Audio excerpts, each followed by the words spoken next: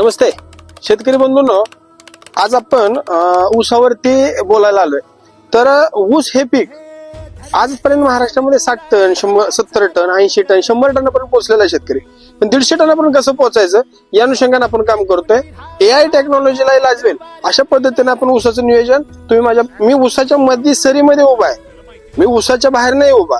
तर 12 फुटाचा पट्टा आहे, 6 फुटाची जोडवळ आहे आणि जे ऊसाचं नियोजन करायचं आपल्याला 150 मेट्रिक टनापर्यंत जायचंय. आणि ते कसं जाणार आहे आणि 100% पोहोचणारच आहे. त्यासाठी लागणार खताचं नियोजन, त्यासाठी लागणीचं नियोजन हे मी तुम्हाला आपल्या युट्यूबच्या चॅनलवरती समजून सांगणार आहे.